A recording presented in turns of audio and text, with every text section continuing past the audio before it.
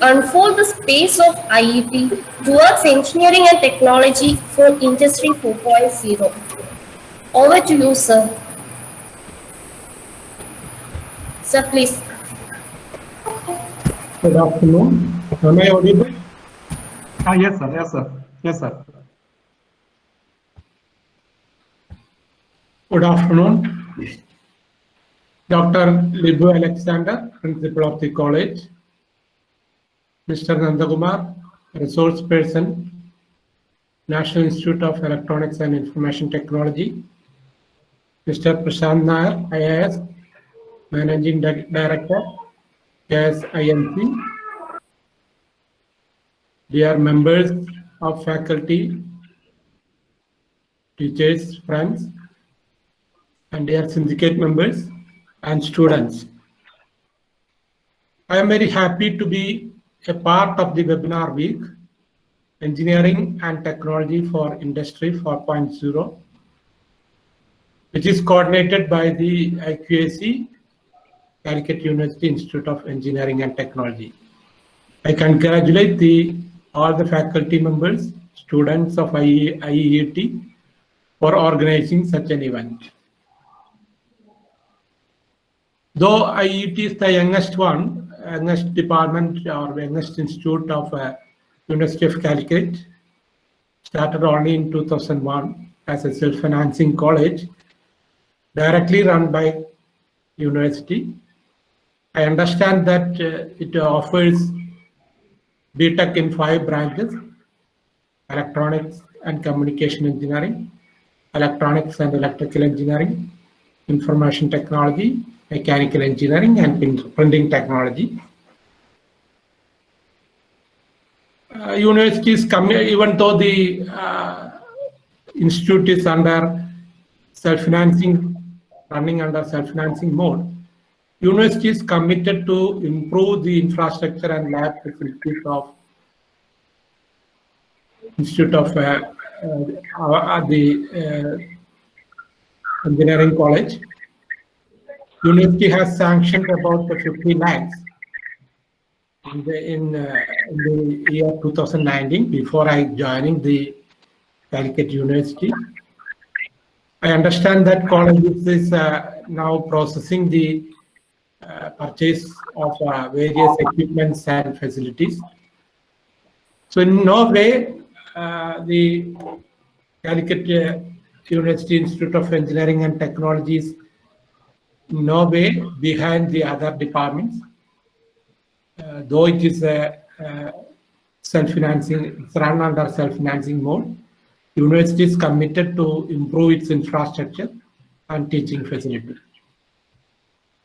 I'm also happy to note that the college has initiated student faculty entrepreneurial activities, technology clubs, and so on. So this is very important aspect. The students, as our educational system, the society thinks that after education, the students should get some job, especially when they are trained in the professional degrees. But in the new era, the students should not be job seekers, they should be job providers. So the entrepreneurship activities is very important, and we should take forward it to in the future. And every student, I would say that the backyard of their home should be entrepreneurship activity should be there. Some innovation for technologists, it's very easy to have some innovations and to have some startup at their backyard. So we should think about raising funding, how to get seed money for the startup and so on. Under the present pandemic condition, teaching has been changed to completely new ICT-based teaching. However, we know that there is no substitute for classroom teaching. especially for engineering teaching, which is an applied science where you need to have a hands-on experience. So we will have to overcome all these difficulties, and we have to introduce new ways of teaching and learning. I know that the students are stressed and they want to complete the courses somehow. The somehow is not sufficient. I received many letters, email, and phone call to cancel all the exams, and they request the students that they have to pass them based on their internal marks or their previous year's credits. But as all of you know that UGC and the Supreme Court has said that the final year examination is a must. Once you pass out from this institute, and when the COVID is over, everyone will be looking how you have qualified your degree, whether it is by writing an exam or it was based on the some adjustment or some evaluation based on their previous score. So my advice to the students is, do not be stressed. You will conduct the exam with taking care of all the protocols of COVID-19. And your teachers know your difficulties which you are undergoing. And please remember, we are here to help you and not to punish you. So I would stress that don't the students be stressed too much. This shall also pass. So if you look in new national education policy, I'm not going to the controversial aspects of the new education policy, but they have identified certain areas where India needs to be addressed or the challenges which India is facing. One of these is clean drinking water for everyone, quality education and healthcare, improved transportation, air quality, energy, and infrastructure. So in addition to this, I would also say that India needs to address the semiconductor industry, because in India we don't have any manufacturing or any fab lab, especially in the semiconductor area. So national education policy clearly states that India needs to address the sectors which is clean air, energy, and so on. And I understand that this webinar speak is addressing some of these problems like waste management. This is also true in the electronic industry also. For example, we are all going for solar energy. Energy is also another sector which we have to address. So we are all going for renewable energy. For example, solar cell, about renewable energy is about 10% of the total energy production, and photovoltaic has a major share. And people say that it is only 25 years. The solar cell will has a life of about 25 years. So by the year 2050, all the installation which we are now having, they will be redundant. So we need to have a reprocessing or an industry. We need an industry which required to address these problems. And coming to the semiconductor industry, the global electronics market is estimated to be over $2 trillion. And India's share of global electronics manufacturing is only 1.3%, which has increased to 3% in 2018. And if you look, all this contribution from India is only in the passive electronic components. We don't have no fab lab, no microelectronics industry. We all teach VLSI design to the students, very large scale integration, especially electronic students and the electronics engineering students. They are familiar with VLSI design. But none of the students who pass out the engineering doesn't have an exposure to the fab lab. Nobody knows the clean room ethics, which is one of the major training you require to when you go for a fab lab. So now people are talking about in developed countries, they are talking about processing of wafers of 400 mm. There's a bigger diameter of the wafers.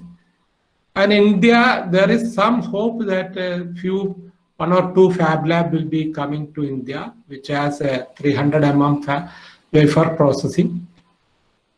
Why I am stressing on this aspect is we are very good in the software industry, but if a fab lab comes to India, there is a lot of scope. The allied industries also gets motivated, and they also have a good scope to have startups. For example, when you have a fab lab, chemical industry also has to come up with the present day technology. For example, we don't have a photoresist fabrication, photoresist industry in India. There are some projects, for example, IIT Roorkee, they have a project on developing photoresist. So now we are speaking about machine learning, artificial intelligence, and so on. So now the von Neumann architecture is going to be replaced by something else, which is called brain-inspired computing. And into that aspect, you know that it's a resistive memory switching devices, which will replace the von Neumann architecture, where you have the processing at one place and storage at another place, and you have the buses connecting between memory and the processing units. But when you have a brain-inspired processing, the entire architecture is different. In India also, there is some kind of basic research going into this aspect. What we are lacking is the translational research. How to make these ideas into a product. There is the importance of the engineers. The way the basic scientists think and the way the engineers think is totally different. Basic scientists look at the mechanism of the process, or they ask why it is so.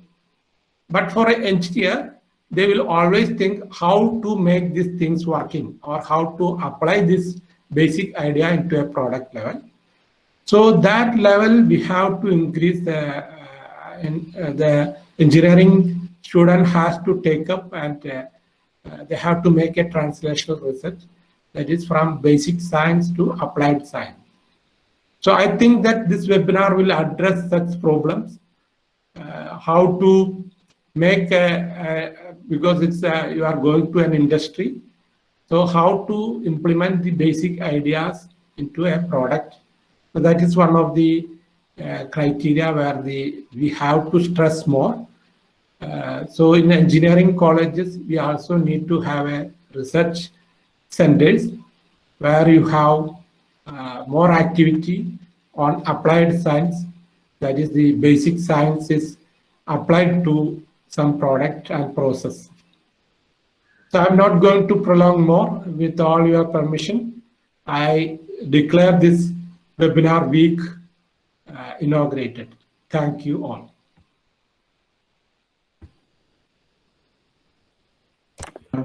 Thanks, Jaira sir, for your nice and wisdom words. Uh, yeah, actually, we had been following up that kind of philosophy which you were suggesting for the so that we could incorporate the engineering streams into more industry oriented. So with those kind of points in mind, in last January we have started something called the Industry Readiness Index for all the students, which includes their points being calculated based on their industry sessions. They were planning for industrial tie-ups, and they were to spend weekends in the industry.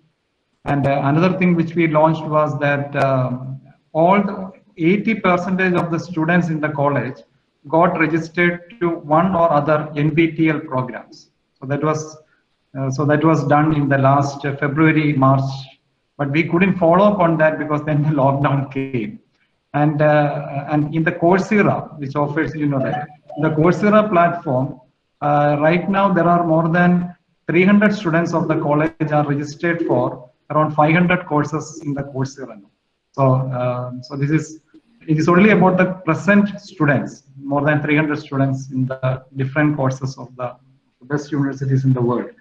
So definitely we would like to take your the wisdom which you shared with us to better heights, so that the students of the CUIT and the engineering colleges in general get tuned to more industrial needs and industrial awareness, and them to be readiness and to be ready for to take up the most modern industrial standards, which is the Industry 4.0, which is a smart technology based. So the teachers and the students are booting into that. We need your wholesome support. As a teacher, I know you are very encouraging to the students, but as an engineering college, they need your encouragement and support. Hope you will continue to support us. We were planning to invite you over to the college, but due to the corona situation, we couldn't host you there at the college. Hope at the earliest date, we hope to see you at the college, talking to all the students and faculties in a face-to-face manner. And we look forward to your wisdom that time also. So thank you very much, sir, for your kind words and time. Thank you. I will be definitely visiting the college shortly. Yeah, thank you, sir. Yeah, sure. We look forward to you. And moving on to as for all the audiences, we have more than 300 participants registered for this session, but we have restricted some people because of the restrictions in the Google Meet. But as principal, I invite all the participants from different parts of Kerala and outside Kerala for this program. We look forward to meet you on all the 5 days of the program, but you have to register for all the 5 days in separate. We look forward to meeting you on all the days. And today's we have among us Dr. Nandakumar. He is a scientist in the NIELT. It's a proud thing that he was one of our alumni also, as I understood. I couldn't really get a first-hand interaction with him. I look forward to meeting you soon, sir. Nandakumar, sir, you want to add something before your talk to this inaugural session? Not really, sir. I would like to thank Honorable Vice Chancellor, University of Calicut, yourself, and the entire organizing team for inviting me to deliver this lecture. And yes, I confirm I happen to be admission number 1 in this particular institute. So it's my delight to be present today as a speaker. Thank you so much. Thank you. So shall we start the seminar? Yeah. Thank you, sir. Thank you, sir, for your inspiring words. Now let us begin with today's webinar. Organized by the Department of Electronics and Communication Engineering. Today's webinar will be having two sessions. First session is on the topic upcoming trends in electronic industry, which will be handled by the scientist Mr. Nandakumar from National Institute of Electronics and Information Technology, Calicut. Second session will be an interactive session with Prashant Nair, IAS. Okay. Dear participants, for generating this certificate, kindly fill the feedback form in the link that will be provided in the chat box after each session.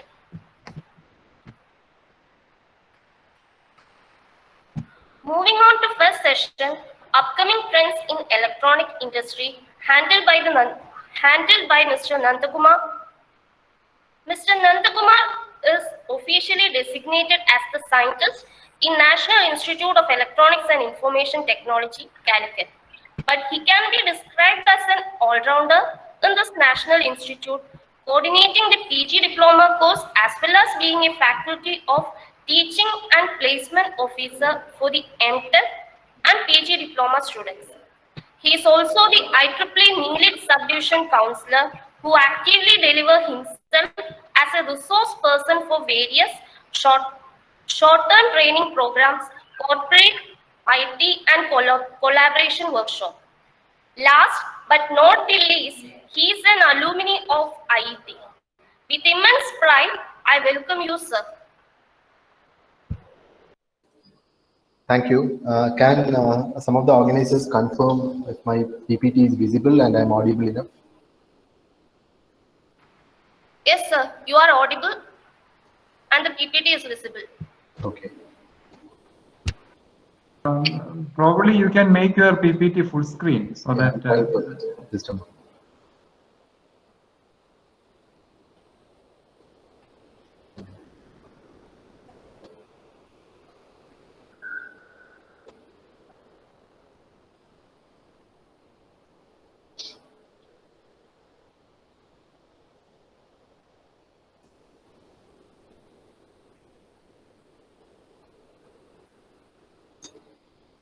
What about now?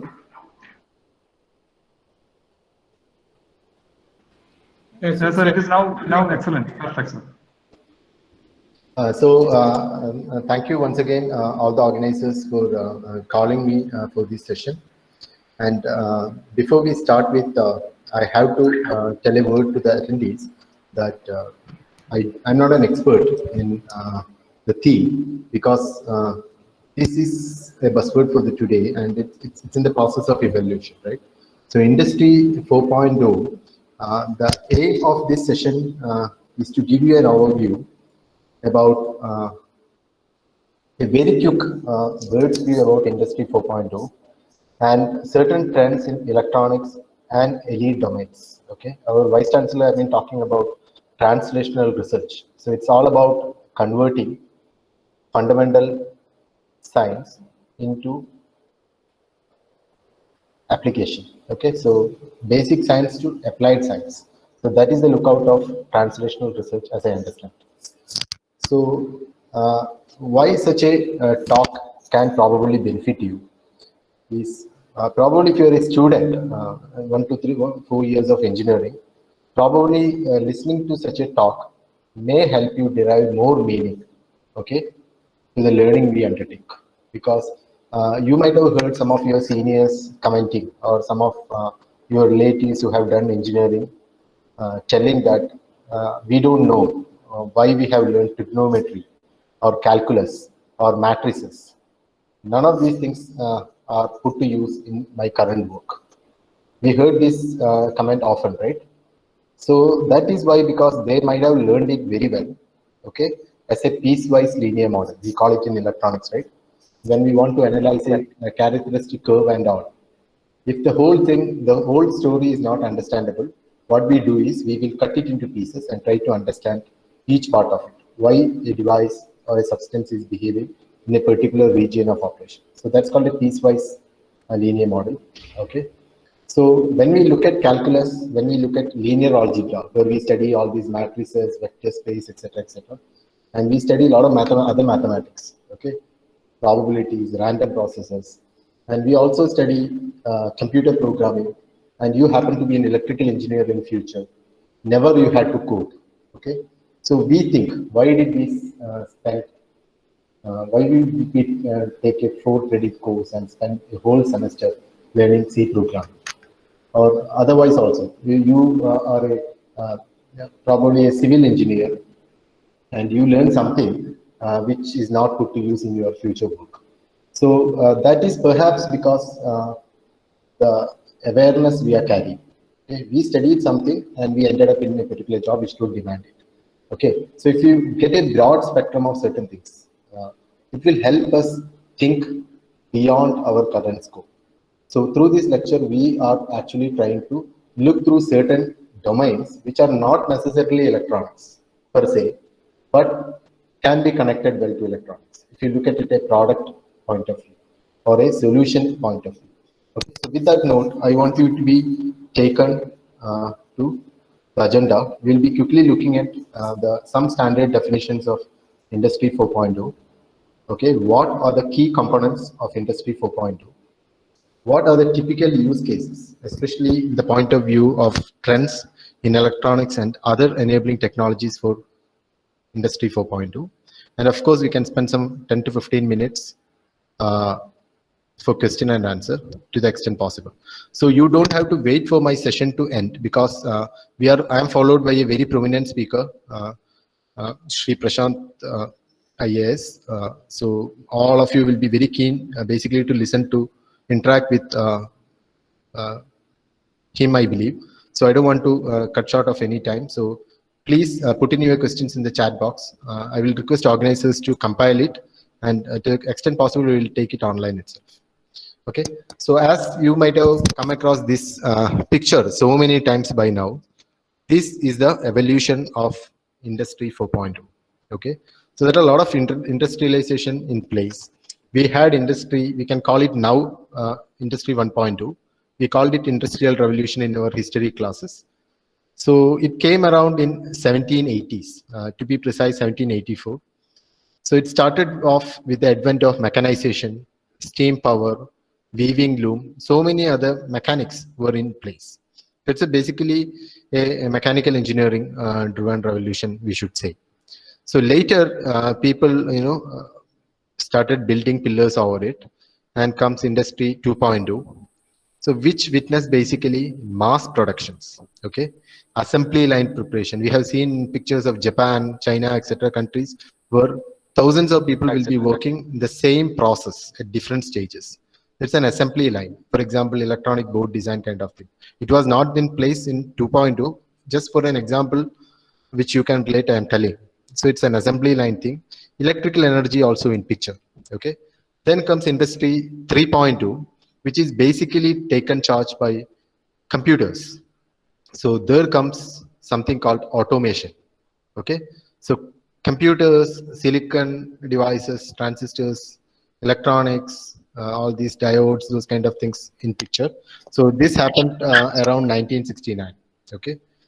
So automation, what is automation in general, is basically making mundane work or repeated redundant works which are otherwise done by human beings. Okay, such works are handed over to machines like computers. Okay, so still human interventions are there. Okay, you have a computer operator for DTP entry, you have a computer operator for managing your network. There are human beings, there are computers which can automate the things. Okay, now for the past at least last 4-5 years at least, we have been talking about Industry 4.0. Okay, so I understand this is a theme of your webinar week also. That's why I thought of connecting my presentation to this. So basically Industry 4.0 is having systems like cyber physical systems, okay, which is enabled by technologies like Internet of Things.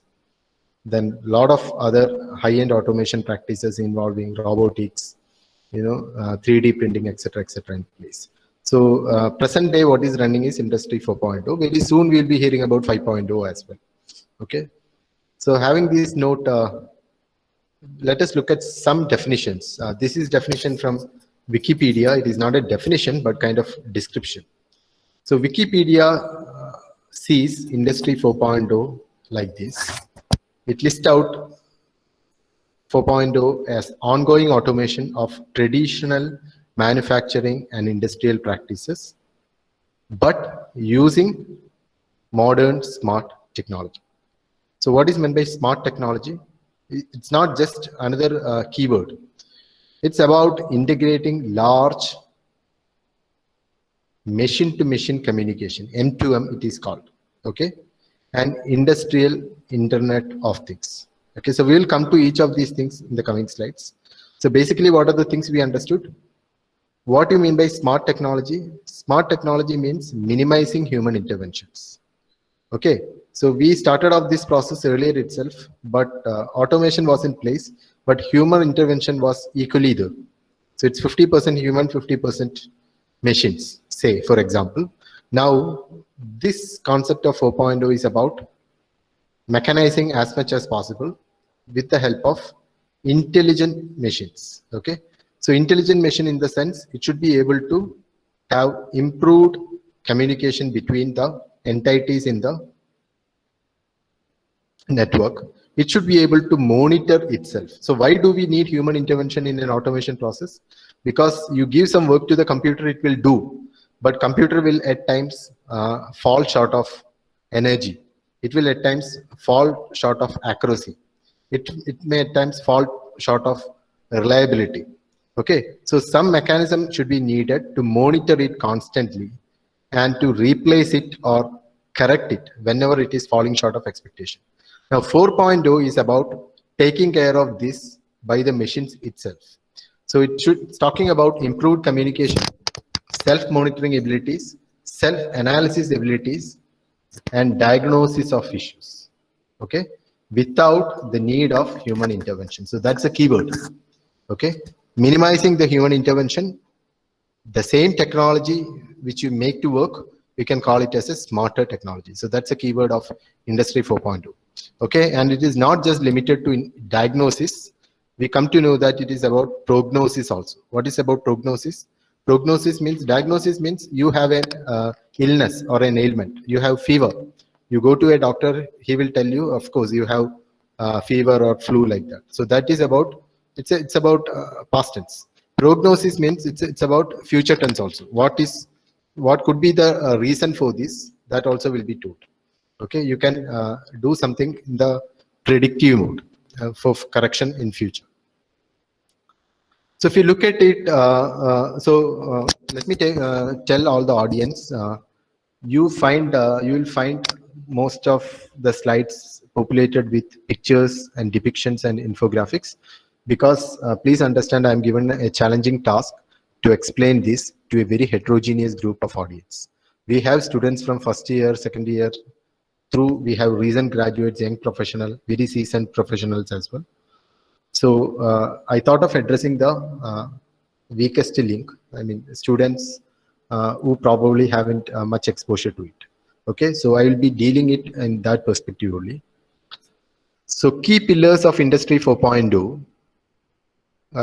If you just search for this in internet, you will find a lot of technologies listed out. Okay, not limited to what I have shown this. In my slide, there are some 9 important technologies listed out.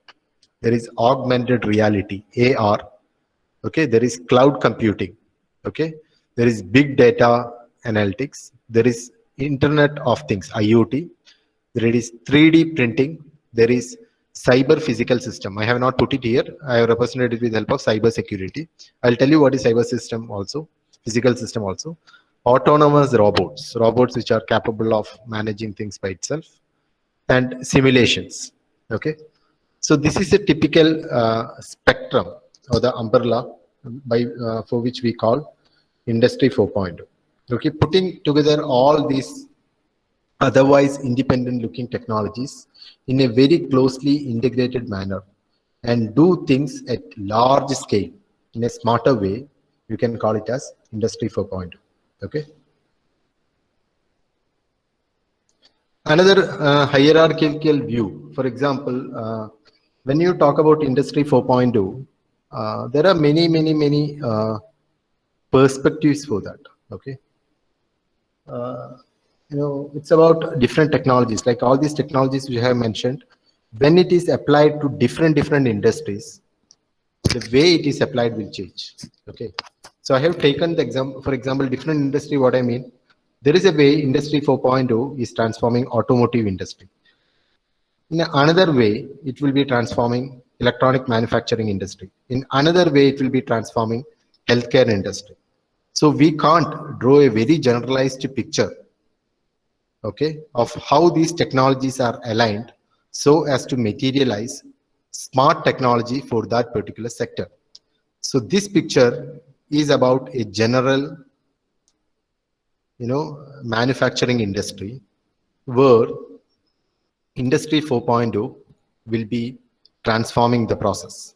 So if you look at it, you find a lot of technologies which are not listed in the previous slide. For example, you can see location detection technologies. You can see machine automation. Machine automation basically involves many things like artificial intelligence, machine learning, deep learning, and so on, which was not there in my previous slide. But please understand that all those things form part of 4.0. Okay. So most of the other things I think I have captured here. Smart sensors is something which I have not told. Let us try to take each of these leaf in this flower diagram and see one or two use cases from industry. So probably you'll be able to connect why we should learn some of our engineering subjects to become a professional in this new era of smart technology. Okay, so augmented reality, we have often heard of this for ages now. At least for the past 2 decades, we have been hearing this word. So what is augmented reality? AR. We have normally heard it with VR, AR/VR, right? So AR is often, there is a difference between AR and VR, though we call it together AR/VR. There is minor difference between these two things. If you want me to explain the difference from some standard sources, I could say AR is often a very live, okay, direct or indirect view of a physical real world environment. Okay, it's a direct, live or indirect view of a physical process or an environment whose elements are augmented. Augmented means supplemented or made large with the help of computer generated sensory inputs. Okay, so I will explain. What you see in the picture is an AR solution by an automation company called Rockwell Automation. So what you see in the background is a industrial automation setup enabled by this particular company. So once a particular company, say some cement factory, Ultratech Cement, okay, or some healthcare company, say Dr. Reddy's Lab, whatever be it, whether it is pharmaceutical or cement manufacturing or rubber factory like MRF, they will have certain processes to be done repeatedly. So they will implement some automation process. They will have some kind of pilot plans, production plans, etc., etc. So all these plants will have a lot of components like flow meters will be there. Okay, boilers will be there. Combustion engines could be there.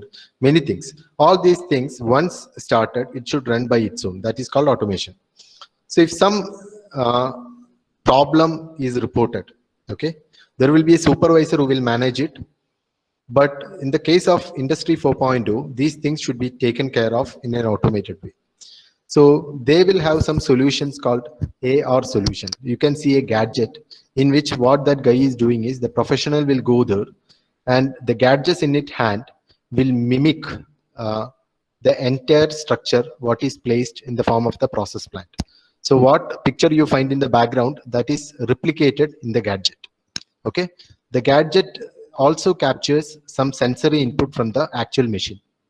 So what is the flow of liquid through it, how much is the temperature inside the chamber, how much is the pressure, how much is the volume. All these things will be displayed in this screen. There will be some display panels in the actual machine also, but that display panels is telling that it is wrong. It is not Excuse me, sir. yeah. Sound is lagging. Can someone confirm, is it a common problem? Because I am on National Knowledge Network. We can't expect... there is no problem, sir. No problem. Okay. Just Not for at the all. audience, please, I am on a very healthy network called National Knowledge Network, which is the best in the city, at least I should say. So if you are facing any lag, please check the health of your network. That may help. Okay. So let me continue. So this equipment, what you are saying is a augmented reality solution from Rockwell Automation. So what it does is it captures the power plant inside story in the screen. It's not just photocopying it. Okay, it's not just video capturing it. It not only video captures it, but also shows the temperature, volume, pressure conditions inside those dampers with the help of other sensory input derived straight into this particular gadget. So looking at it, it's like examining the plant as a white box. You can see the inside thing. So by which you should be able to tell the supervisor to actuate some action, to close a valve or to add some more coolant, etc., etc. So beyond what a display panel can give you in a machinery plant, the augmented reality can help. Okay, so that is about AR. You can see the same thing. I will skip it. In automotive electronics industry, in automotive electronics, in car manufacturing plant, you have many electronics within this. You have, electronic control units in it. You have onboard diagnostic unit. Nowadays, in the modern cars, most of the front panels are electronic controlled, right? To change the direction of your mirror, to turn off the ambient cooler, everything is electronics controlled. So it's not before you ship a particular car, the augmented reality based inspection will happen, where even after assembly, you can see what is happening inside the assembly. Okay. So in this lecture, as I told, I'm trying to point out how these things matters to an electronics engineer also. Now the next technology is cloud computing. So cloud computing, by some of the classical definitions, you can tell that it's about a technology that enables on-demand availability of computer system resources. Okay. Examples of computer system resources include storage, computing power, etc., etc. Okay, this should happen without any direct active management of a computer operator. You are already using cloud computing in your life in a variety of ways. Okay, the application which we are running right now, Google Meet, it's a video conferencing application, and where it is being hosted and run in some of the Google servers, right? All the content we are talking, though we call end-to-end encryption, etc., etc., it is getting stored in the servers in some encrypted or protected form though. Okay, so even if my server is not having the capability, I can depend upon Google or Microsoft or WebEx for that purpose.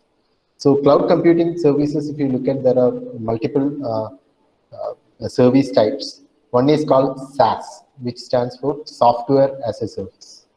Okay, the other one is called PaaS, which stands for platform as a service, and the third one is called IaaS, which stands for infrastructure as a service. Okay, so if you look at from the bottom of the pyramid, it is first IaaS, infrastructure as a service. Okay, so imagine you are going to have a startup. Okay, so you don't have much of the capital. You have operating costs available, but you don't have much of capital expenditure. So you will buy some computers, terminals, and computers and server spaces, etc., from giants like Google. Google Cloud is there. Then the next one is Azure, which is from Microsoft, The third one is called AWS. It's from Amazon. It stands for Amazon Web Services. Similarly, IBM got its own cloud computing. Alibaba have cloud. So all these companies have capacity to rent out servers, virtual machines for you. Okay, so you don't have to have any PC in your startup. You just have to have monitors and a small Raspberry Pi type of computer by which you can connect it to the cloud and work extensively on their servers. Similarly, sometimes you may want to have the PCs and other things, but you can't pay for an operating system. You can't buy Microsoft Windows, and you are not very fluent with Linux, or because your development demands Microsoft. So you can pay per use. Suppose instead of buying 10 licenses, you can buy 5 licenses and give it floating. So 10 people will not be using it all the time together. So, with 5 licenses purchased from Microsoft or Amazon, you can run on it. Similarly, software as a service, that again we use this Google Meet is there, then this Microsoft Office 365. Many things which we use in our daily life form part of SaaS. Okay, so how it matters? If you are an electronics engineer, why you should have a preliminary understanding about cloud computing? Let us look at this challenge in electronic design automation. I primarily work in this area, so I can profess about it. So you can look at this curve. There is a red curve and a green curve. Okay, the x-axis is time of usage, and y-axis is the computing power you want. Imagine you are in a project which runs for the next 10 days. So in the next 10 days, your project demand computing power availability, okay, as shown by the green line. You require, as shown by the red line. Your requirement in the initial, when you are planning your project and all, this electronic design automation tool is required very minimally. You don't require it much. Now when the project is booted up, you started working on the design. So the usage of electronic design automation tool peaks up. Okay. Now your design is done, your simulations are verified, everything. Your design is now going to be with the client for review. Your requirement, which is shown by the red line, will come down. Your servers will idle. Okay. Then the client will give you some corrections, etc., etc. You will have to work again on your design automation tool. Then your requirement again peaks up and go on. So it's a fluctuating behavior. Okay. But your computing resource, whether you buy 10 licenses or 100 licenses, it is kind of, static. Now I have shown a variable curve, fine. Even if it is static, it's fine. So this way, whenever you require more computing power, you are not able to get it. Whenever you don't require much of computing power, you are having excess of it. It is not an optimum usage of resources. It will incur you more cost, undesirable cost. It will increase the project cost. So all the companies which work in this domain, there are basically 4 or 5 companies which are prominent. Example, Cadence. This picture is basically from Cadence. By the way, if you are interested to look upon the more details of what I am sharing, and the references are given in the bottom, you can keep a look at it. So this particular picture is from Cadence Design System. So they are working on an all cloud solution for electronic design automation. You look at it, the benefit is, okay, it is more of operational expenditure, not capital expenditure. So if you're a startup, this matters to you. You are free to invest as much money as you want, as long as you are having project. You do have no limitation because the client will pay for your incurrences. But you can't have a lot of capital expenditure incurred and materials keeping stacked up in your lab without use. So if everything is in cloud, it relieves you from the effort of buying many things and keeping it unutilized. As per your requirement, you can buy. You can see the red line and the blue shade matches. Okay, your requirement and the availability are one and the same. So that is a very something desirable which every single company may require to have. Okay, so it's a very resource efficient way of doing it. So now let us come back. If you're a student, I want to address that. Imagine you are an electronics engineer. So what kind of jobs you can look at it. Now, you have by campus recruitment a big company coming in. It's a electronic design automation company coming. They will basically look at two category of people. One is electronics engineers and the other one is computer science engineers, right? Because their solutions are basically about electronic design automation. So they require knowledge balanced both from electronics industry, because they should know how the transistors work, know how a chip layout is made, how RTL is done, everything kind of that kind of knowledge. And at the same time, they should have strong knowledge in data structures, algorithms, and strong proficiency in coding and good reasoning ability. So we know it's very difficult to find such a mass of people with this balanced knowledge. So imagine you are good at electronics. It will benefit you if you have a little bit knowledge about how cloud computing works. What is the scope of cloud computing? As an electronics engineer, it will be boost to you.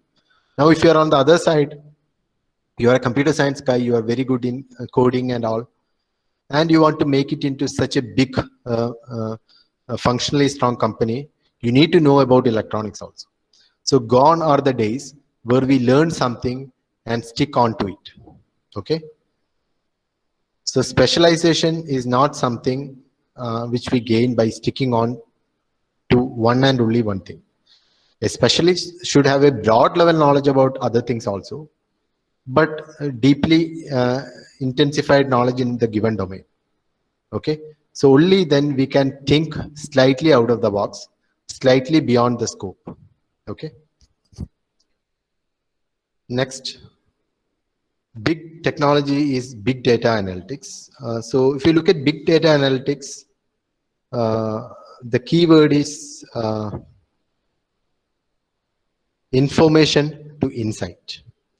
So what is big data analytics?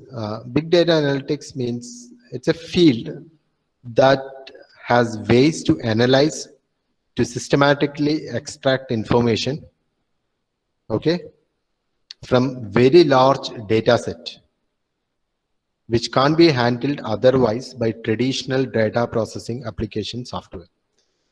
So now, if you are a teacher or a organizer of some conference and all, you might have worked with Excel sheets, okay, some 100 entries or 1000 entries. So for example, let us take today's webinar thing also. Principal was pointing out that you got around 300 applications. Okay, so from 300 registration, some university report, it wanted to know how many male and how many female. It's easy. The Excel sheet, you can sort it. Fine. Now they want to know how many females from second year of engineering. It's again easy. You sort it out and then filter it out.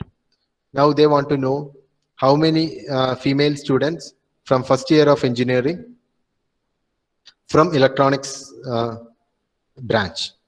Things are getting complicated, right? Excel sheet, you can do everything, but imagine the case when you have to process, say, 10 lakh entries instead of 300 entries. It's not a very easy task, because the problem in that is data, what is entered during the registration process, will not be structured. Okay. For example, you have a field called organization. Some people will write it CUIET. Some people will write it IETCU. Some people will write it Institute of Engineering and Technology, Calicut University. Okay. Some people will write something else. Okay. So if you want to simply sort and filter out the things, this data will give you wrong results.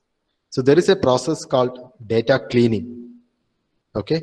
You have to clean unwanted things, and you have to arrange the data by a process called pre-processing, then do the sorting, merging, filtering kind of things.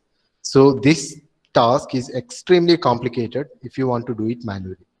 And in an industry point of view, there are three things to be achieved. There are many V's as far as big data analytics is concerned.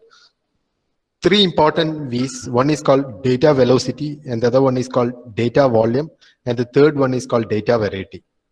you look at data volume angle, the x-axis, I should say.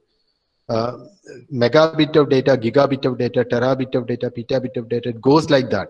So as things get huge and bulky, Excel sheet may not be sufficient. Similarly, data velocity. There is batch processing, periodic processing, near real time, real time. For example, there's medical diagnostics.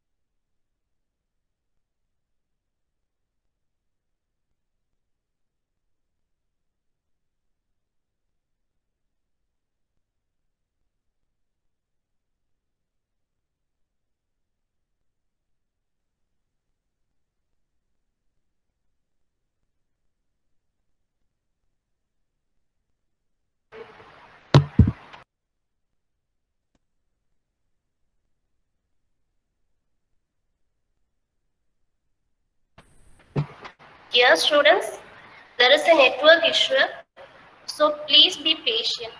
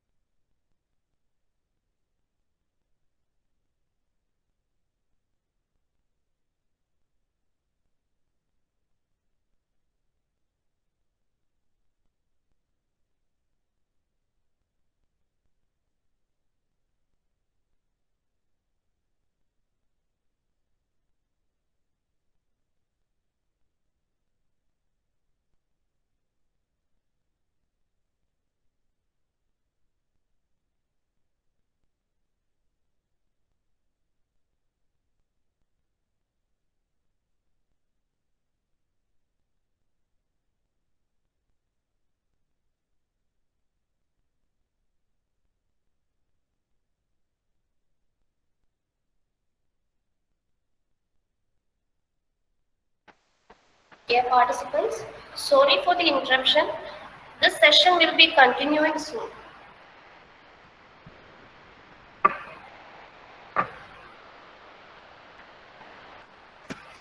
And once again, the feedback form will be provided in the chat box.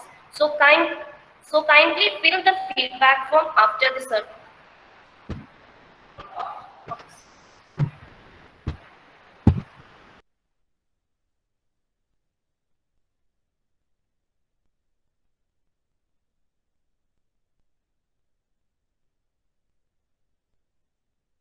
Can someone confirm if I'm audible and my presentation is visible once again? Yes, sir. Sir, you are not audible.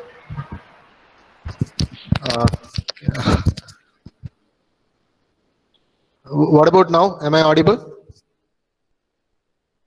Yes, sir. Okay, sir. Audible. Okay. I have absolutely no idea how I got ejected from the meeting. Hope it won't repeat again. So it's a sorry for that small glitch. Okay. Now I don't know how much you heard. So we were talking about cloud computing. And afterwards we moved to big data analytics. Did you hear me on big data analytics? Did you hear me on big data analytics? Yes, sir. Okay. Yeah, actually it was, yeah. Yeah. So big data analytics, where is the value of big data analytics in the industry 4.0 environment? So all our, previous thing, you look at this diagram, in the y-axis, you have value that the analytics can give you. On the x-axis, you have the analytical sophistication you can achieve. That means how much optimized way you can use the information available. So once you inject the information in the olden days, if you're not using any big data analytics for that matter, what we get is an operational report. Okay, you have a process, you have an industry, you have a startup, you work for 1 year and you get a report. Okay, your financials are very low and you get to understand the reason for that. So what is happening? You get a report. So once you get a report, you want to dig into the past. You make a descriptive analytics from that statistics available. How much cash flow in, how much cash flow out, how much manure put in, how much work derived, how much resources invested, how much value achieved, etc., etc. You get to understand what has happened. Now, diagnostic analysis means what is the reason that this happened?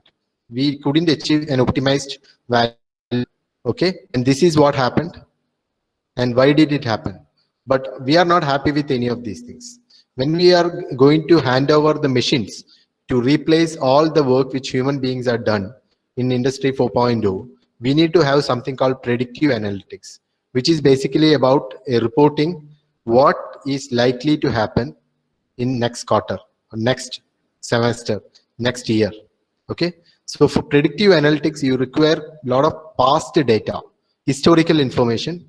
You require a lot of data from the current scene, and by fusing this past information and the current information and applying suitable mathematical models, you can very accurately tell how much will be your profit in the next year, how much will be your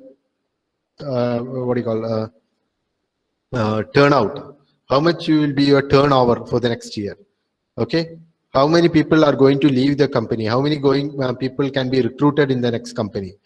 A lot of things, right from HR point of view to operational point of view, a lot of predictive information can be achieved with the help of machine learning. So if you want to apply data analytics and AI, we need to know about a lot of mathematical also. It's not about computer programming or business intelligence. In the background, in the foundation level, it's about linear algebra, it is about statistics. Okay, and if you're in a functional domain, even the functional knowledge can come in place. Okay, so what I wanted to point out in each of these slides is every single bit of information we learn in our curriculum, whether it be engineering chemistry or engineering physics or mathematics or computer programming or machine drawing or whatever, everything is getting more and more useful in the upcoming technological trends. Okay. So coming to the next thing, if you are, I assume this day one is for electronics engineers. So big data analytics in electronics industry, you can just have a look at these points. Whenever we are having an electronic product, we need to have understanding about how much reliable this product is. Okay, how long this product is going to survive, or in other words, what is the failure rate. Why this information is important? This information is very critical because you as a vendor or a manufacturer should take your product into the market. So when you take your product into your market, you are telling 5-year guarantee, 2-year warranty. Based on what data, on what surety you are telling? Imagine you have a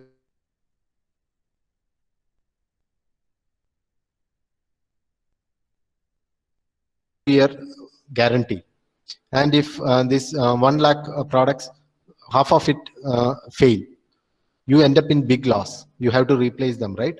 So you do something called failure rate analysis, reliability analysis, and arrive at a time period by which your device is fairly reliable. Only then you can decide upon such things.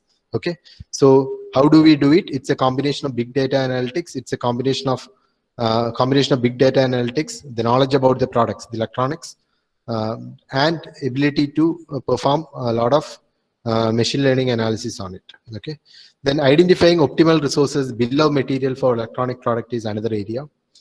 Then sensor data analysis for predictive maintenance. Predictive maintenance, as I told, you know what maintenance has to be applied. Don't you know that you get calls from you purchase some car or a bike, you get call from the dealer, which is again prompted by the manufacturer that you need to be called and told about service. It is not just about getting service cost to them. Okay, it is about making sure the device in your hand or the machine in your hand will not fail. Okay, so they are doing some kind of predictive maintenance. So there are a lot of historical data by which they analyze at what frequency your your machine need to be serviced. Then you know what is the operational efficiency, estimating time to market, non-recurring engineering expenses, all are relevant factors as far as electronics industry is concerned. And for all these things, you require big data analytics with knowledge in machine learning kind of things. And this is another use case from electronics industry. What you see in the bottom is something called DUT. DUT stands for design under test. So design under test can be anything. It can be a printed circuit board. It can be a discrete component. It can be an electronic product subsystem. Okay, so before you ship it, okay, you have to tell the DUT passes or fails the testing. So there will be a sequence of N qualification test. Okay, if you have to exhaustively test it, the testing time will be 3 to 4 times more than the design cycle. So if you go on testing, you will end up marketing a foolproof product. But the problem is your time to market will be very high. So by the time you put something into the market, your competitors might have put 5 things in the market. So even if your product is the best, most of your prospective customers have ended up buying the products from your competitors, which are much inferior to your product. But because when they introduce something in the market, you don't have a product in market because you were testing and testing. So we want to optimize all this process. So we put it under some machine learning environment, which uses big data analytics. BDA stands for big data analytics. From the past history of similar products, it will apply a lot of tests and will tell you what are the subset of tests you should employ so as to get a nearly meaningful product. Okay, so instead of subjecting your product to this n different tests, with a subset of this n test, you can tell whether the product will pass or fail.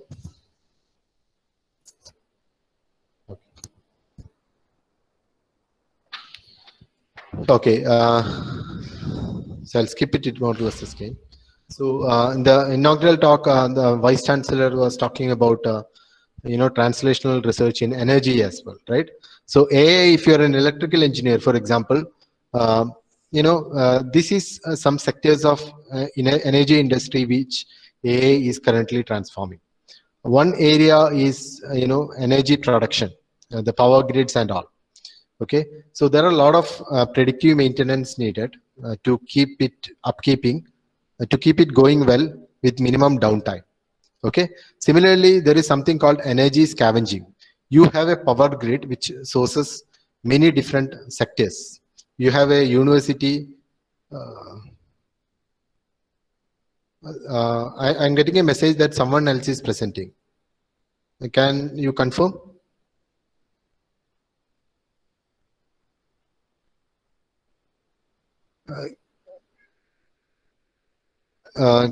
Can someone confirm if I'm still the presenter or not? Because I got a message that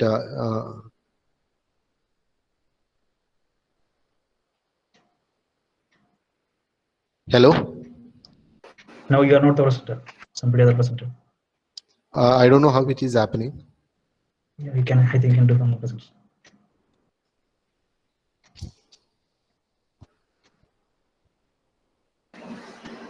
Sir, now it's okay. What are you seeing in the screen?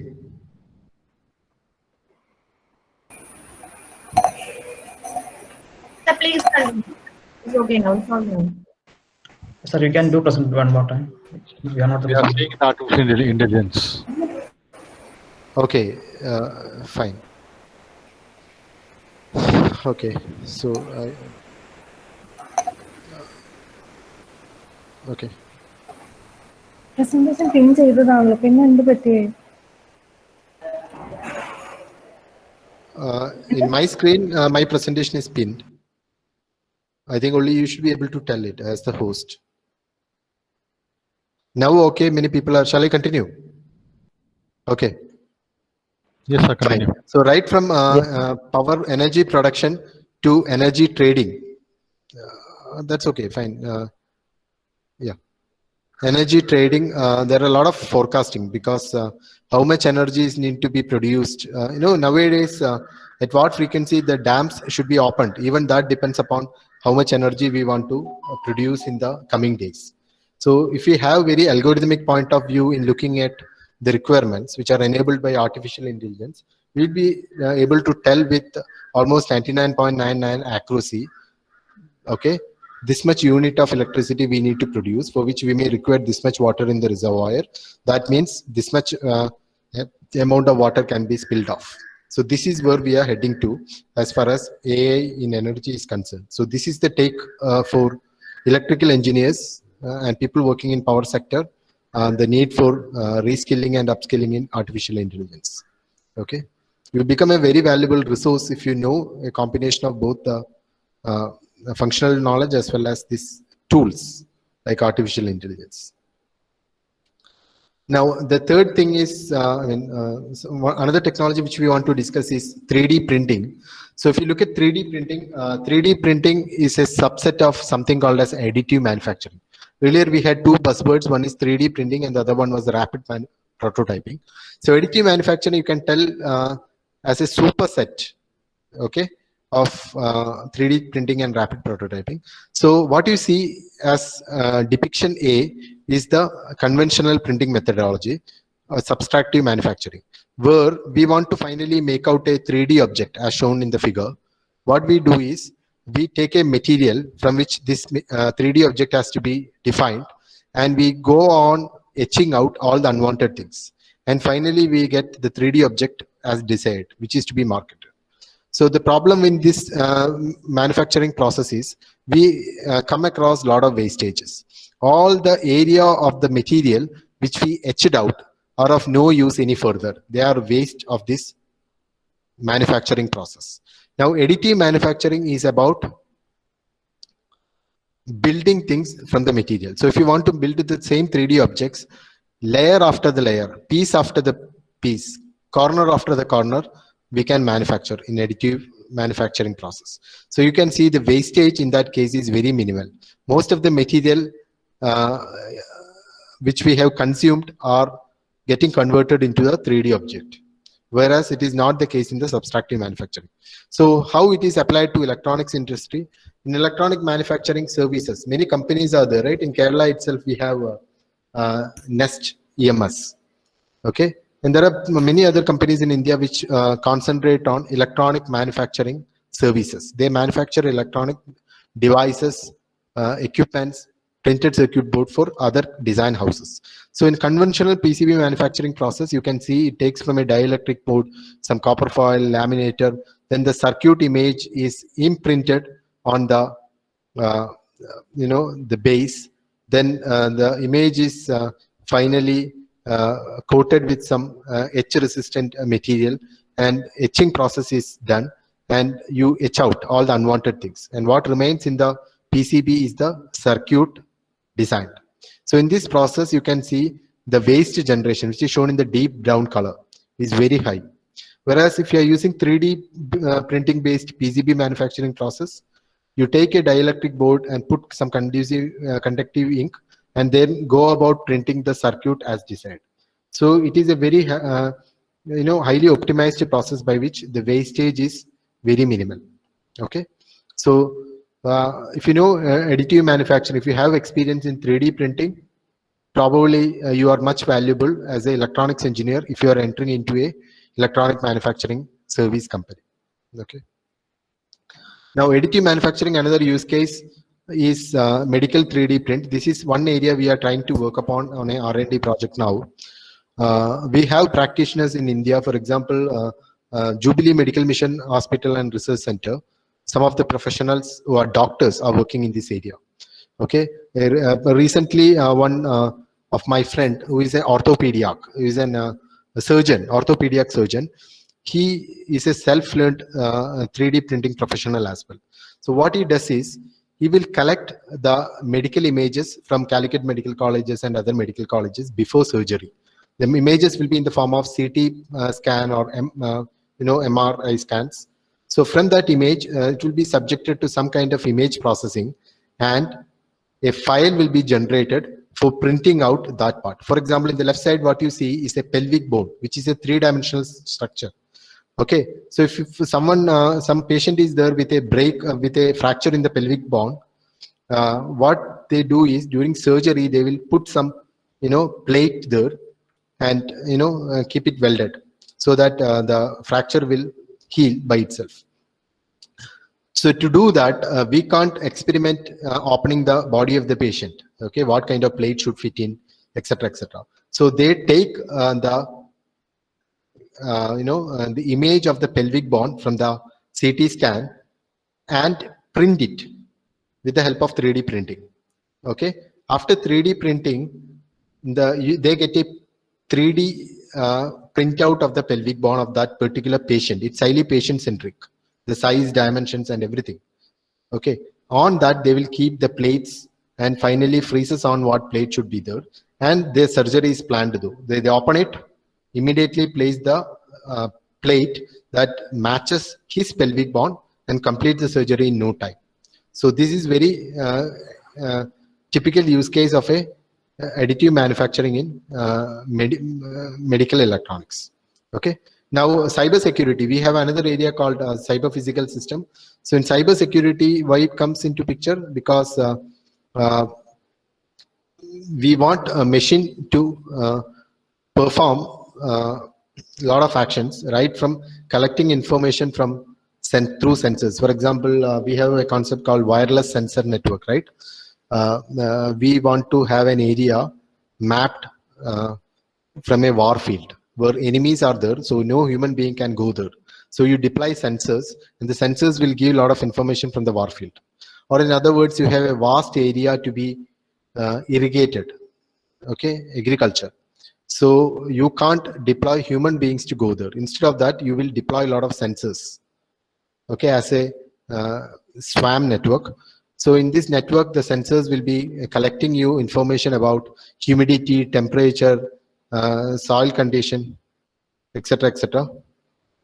Okay, and this information will be collected somewhere, and this information will be used to irrigate selectively those areas which are running short of moisture. The other areas will not be irrigated. So it saves you water, it gives you better yield because no unwanted watering in undesirable areas. So such situations, the security matters. So the example which I told is industrial, is not industrial, it's agriculture. Security is not a very big concern. But imagine the same situation where an industrial production house is having. It is trying to manage distinct locations of its factories through a controlled application. You are no longer presenting. Organizers, can you look into this?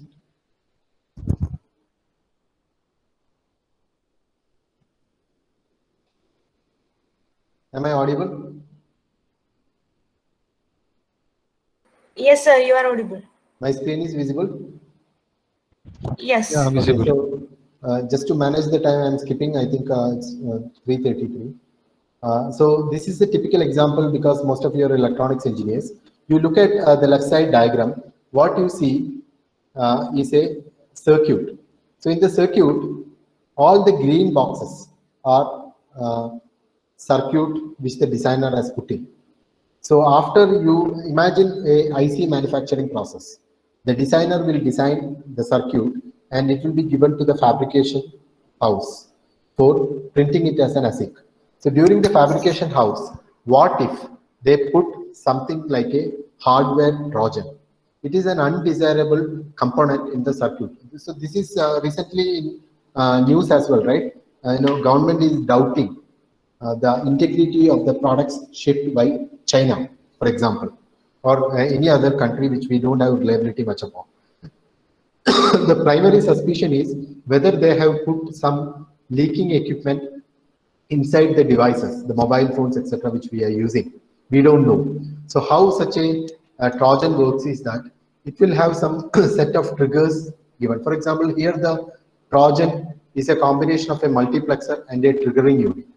So when you are having this device in hand, the device will work as normal. You don't understand there is a virus or a Trojan inside. But as when you are going to give the information as the input, as time passes on, upon arrival of certain sequence of input, the trigger will be giving a select input to the multiplexer. So far the multiplexer has been emitting the encrypted data coming out of your phone. Okay, the ciphertext means encrypted data. So the crypto module means it's a module which will preserve the secrecy of your secret called key. It could be a part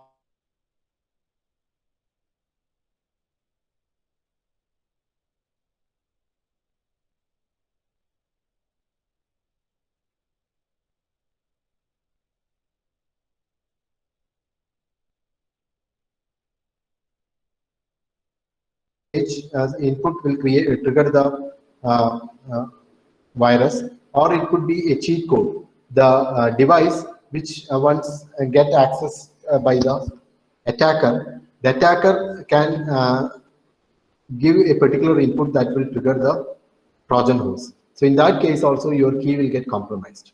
So these are some areas in which an electronics engineer can work as far as the security of cyber physical systems are concerned. So if you're a talented electronics engineer with knowledge in digital logic and all, and with little bit understanding about cryptography, this is one area you can try to place your hand. Again, I got a message, I'm no longer presenting. Is it so?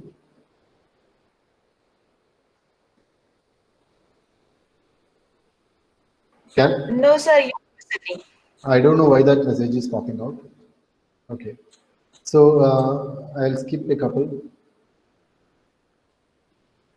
Okay, I think I have time. So connected cars, that this is also one technology that comes under the purview of cyber physical system, because all the modern days car which are autonomous in nature. Okay, autonomous car means driverless. It will make decision regarding its navigation, safety and security by its own. So in such an Internet of Vehicles environment, in the roads, you will find only cars moving. You can be a passenger in the car, but the navigation decisions are taken by the cars. With the help of messages, it transmits and exchange with other cars on the road, as well as with the roadside units. Okay, so by passing the messages with neighboring cars, it understands at what speed it can go, when it should brake, where it should take the turn, where it should stop, and so on. So because the car is having a lot of electronic components, you find a electronic control unit in the back side or the front side, it can be anywhere. You have a head unit, you have an operating system put inside these things. most of the infotainment things, private data, browsers, keystore, keypad, everything you will find in the infotainment desk can be accessed from outside. So an attacker can mount attack from anywhere. Okay, it can attack through a compromised actuator. It can attack from a mobile device. It can attack from a roadside unit. It can attack through cloud and so on. So basically, to prevent it, there are plenty of electronics. For example, what you see is a solution from a semiconductor company called Infineon. It is called Optica TPM. TPM here stands for Trusted Platform Module. Trusted Platform Module basically ensures the integrity, authentication, and confidentiality of the communication this particular car is having with the outside world. So suppose the car is stolen and somebody has unmounted the ECU and put it in his machine. It will not work because it has something called the root of trust. So this chip, okay, recognizes where it is placed, and any attack on the thing will be prevented by this particular chip. Okay, so that is called a trusted platform module. Again, if you want to work in this area, you require strong knowledge about cryptographic primitives, good skills in hardware descriptions and electronics, basically IC design. Okay, another important thread in that thing is autonomous robot. Basically autonomous robots are changing the way electronic manufacturing service industry is working. What you see in the picture is a pick and place robot, which is basically ensuring that the environment is clean. It's very important in electronic manufacturing service to have a clean room. People wear that spacesuit kind of dresses and enter. You have seen in fabs and all, right? So everything is mechanized. The robots is capable of picking up the right thing, placing it at the right places, putting adhesive, warming it, etching out things, etc., etc. What you see in the right side is a machine inspection by the robots in an automotive industry. And defense electronics industry also, you will find robots like this. What you see in the left side is a humanoid which is sent to warfield to recover to what you call to bring back a injured soldier. You can't send your soldier go to the enemy's frontier and pick it up, but you can always afford to spend a mission to do that. Similarly, there are robots which can handle guns and other arms. And the last technology which we want to discuss is simulation. So simulation is different from the augmented reality we were talking about. Augmented reality is about capturing live, direct, indirect view of physical real world environment with the help of extra sensors in the device. Simulation is about enabling computer to perform something. For example, what you see here, this example, let us take an example from automotive electronics. Now, out of marketing pressure, a particular car is released in the market. For example, you have Kia Seltos in the market. Okay, Kia don't have the time to market by experimenting lot of battery packs that can go inside. I'm talking about an electric car. So which battery pack will give you optimum performance? They have done some amount of research, okay, but the real-time exposure they don't have because their car is going to be in the market.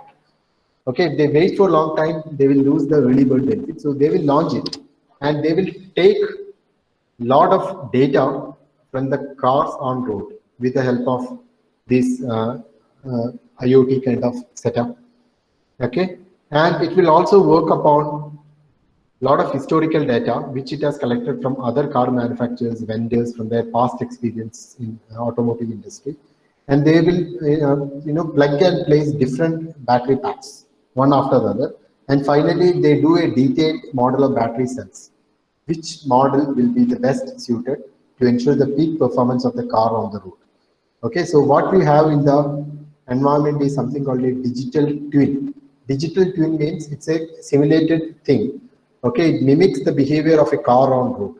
Okay, all the experiments are done in the digital twin because it is computer simulated. You can go on programming and reprogramming. You can go on placing and replacing. You can't do it with a car on road. So once everything is working fine on digital twin, the control parameters which need to be given to the car is given as a firmware update. So the car on road will suddenly start performing way better than what it is used to. Okay. So this is the concept of digital twin in simulations are concerned. So simulations have grown from, so the same is applicable in the case of any electronic manufacturing or any manufacturing plant in general. Before you actually manufacture something and ship something, you work on the digital twin. It takes input from the real thing as well as historical data and go on revising the thing. And once everything is foolproof, okay, a virtual production is done. And if the virtual production is validated, it is given for commissioning. Okay, and then it goes for real production. And after all the testing, the real product is reaching the market. So it saves a lot of time and resources to arrive at the optimum solution which can be marketed. Okay, so that is all what I plan to tell, because I think I have crossed 4 minutes. I really doubt we have any time left for questions. Organizers, please compile all the questions. If the next speaker is taking time, I can stay back. Otherwise, Thank you, sir, for this informative session. Dear participants, if you have any queries, you can now unmute yourself and proceed with your questions. Or you can either type it in the chat box.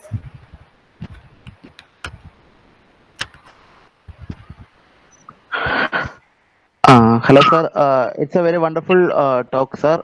Anyway, I have a doubt, sir, about what is cloud mining nowadays.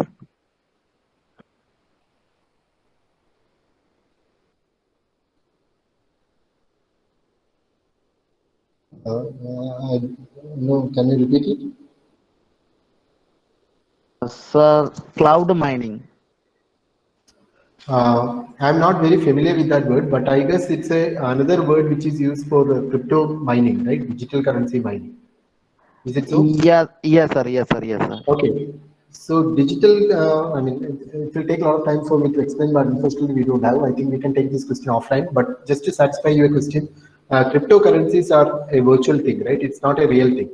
So if you want to get cryptocurrency, there are two ways. One way is to pay Indian rupees or US dollars to some exchanges, and they will put in your crypto wallet the bitcoins or other cryptocurrencies worth the money you have given. Okay, so this is one way of buying cryptocurrency. Another way is you solve certain problems which are really hard to solve. It's called proof of work.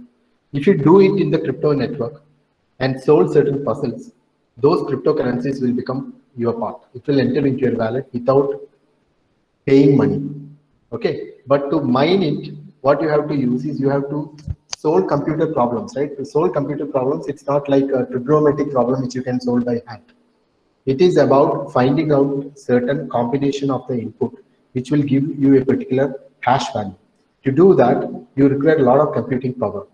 So if you have large data centers or server farms, it is called. Okay, suppose you form part of, you are the network administrator in University of Calicut, and the university is giving you permission to do crypto mining. You can put all your computers at certain scheduled time when no one else is using to solve some large puzzles. And if you're able to solve it with the help of the computer, you can earn a lot of cryptocurrencies. So you have cryptocurrencies means you can use that cryptocurrency to purchase goods which accept cryptocurrency in return. Okay, so this process is called cloud mining, to my understanding. Okay, thank you, sir. But I know about this purchasing about this mining, these coins, but I didn't understand about what is the relation between this cloud mining and this cryptocurrency. So now you told me about this in detail. Anyway, thank you very much, sir. Thank you. Any other quick questions? Sir, there is a question in the chat box. How solely updating the firmware would optimize the electric vehicle? Sir, a question will be how solely updating the firmware would optimize the electric vehicle? Okay, I never uttered the word solely. updating the firmware solely will not optimize the electric vehicle. But if there are certain glitches in the firmware, so there are certain undesirable corner cases in the firmware operations that can be captured back. Okay, the data will be captured and will be applied in the digital twin. A lot of analytics will be done so as to improve the firmware. And once a new firmware edition is released with the patches for the previous vulnerabilities, it can be given for over-the-air update. So it will improve the performance of the electric vehicle for sure in terms of reliability and safety and security, but it will not completely optimize the performance of it. I told the battery pack example because certain battery packs will work in certain weather conditions, certain road conditions, certain other electrical conditions. So once you place a battery pack and go on continuously measuring its performance, and at the back end, you work upon with a lot of historical data and a lot of optimization problem, you find more control parameters, which once injected back to the battery pack, it will start performing better. Okay. So the answer to the question is, it will not solely updating the firmware will not update the electric vehicle, but to some extent it will improve. And we are looking for incremental improvement, right? It's better than no improvement. Thank you, sir. Thank you for this informative session. On behalf of EC Department and IEP, I'm thanking you for accepting our invitation and being a part of our national webinar. Thank you, sir. Thank you so much. I thank all the organizers, the principal, the vice chancellor, and then